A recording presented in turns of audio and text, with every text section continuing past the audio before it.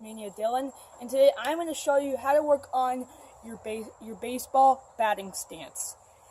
Now the first thing is, if you are a righty, this video will be perfect for you. If you are a lefty, I will also help you with that detail.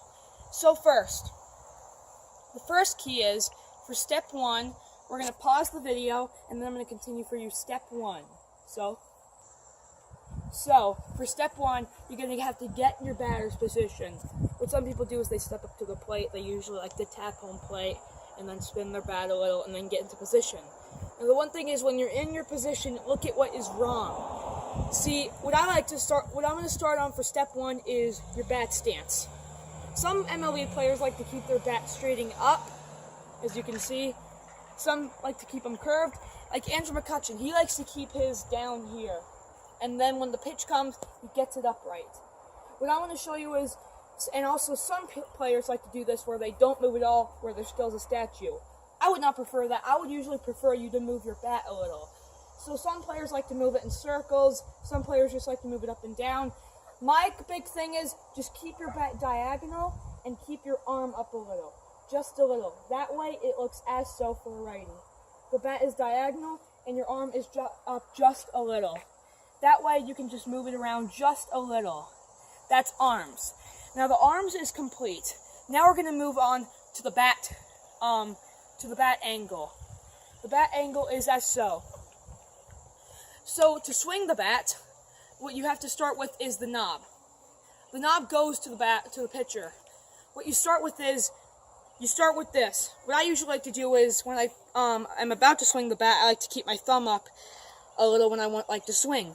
But what I prefer is keep your knuckles lined up all 8 in a row. That helps you with your swing. So when you go to swing, like an arrow, you bring your bat back. When you're in position, you start to bring it back a little, and then when you swing, you bring it down in a diagonal row. As you bring it down diagonal, the knob faces to the pitcher. That way your knuckles are also lined up. Then when you take the knob down, you turn the bat just a little diagonal to the left for a right-handed batter.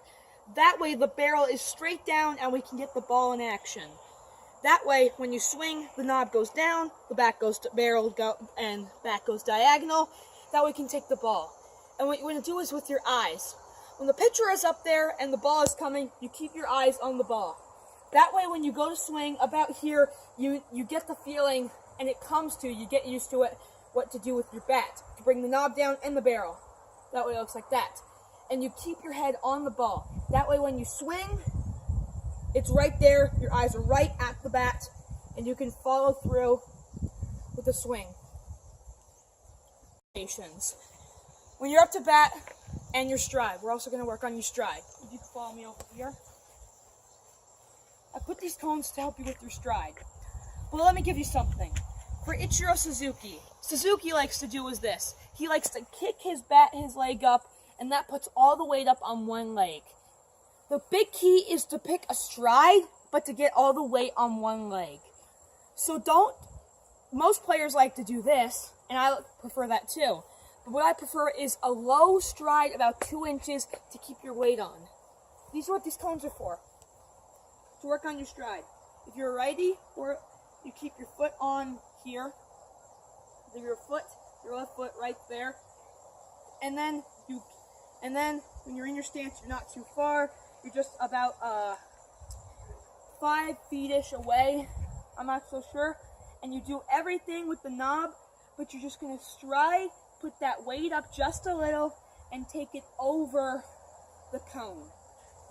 That way it looks as so. Take it over the cone. That helps you with your stride. Practice that and it helps you. Now here's another drill I like to work on. It is the one-arm drill. If you are righty, you will take it in one hand and it helps you with your swing. You're taking the knob again and the barrel, and it just helps you with that power in the dominant hand. That way you can swing with just one hand to help you. Also practice that drill. Now the last step is hips. Hips have to help really much with the direction of the ball. Also your stride. Your stride, my uncle told me your stride is like a steering wheel. If the pitch is outside, you direct your stride to the right-ish. That way you can take it outside. If it's in the middle, you just stride a little forward.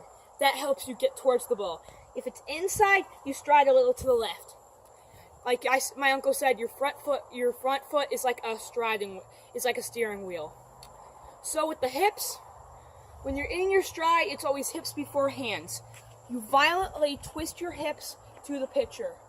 That way your belt buckle, as so, faces the pitcher. And you're also not just going to stand as so, you're going to keep your legs a little bent. And when you swing, as here, it's going to put your, again, towards the pitcher, belt buckle. That way you do it violently, hips before hands. And then you twist your back foot while you are violently swinging. And that it's going to look a little something like this. That is what your swing is going to look like, again as so. Okay. And again, guys, that is the end of the video. And I really apologize. I forgot to work on the little steps. Again, it was a mistake. With your bat up a little, that was step 1. Step 2 was the swing with the barrel and the knob. Step 3 was your legs and stride. And step 4 was your hips. So those are the 4 steps into perfecting a baseball swing. You can look at other great legends. Again, Cal Ripken Jr. invented the one-arm swing. You can help with that. You can help with the cones. Again, this is Sportsmania Dylan. And remember to like this video, leave a comment, and subscribe for other great videos. And remember my motto, a quitter never wins and a winner never quits. See you guys.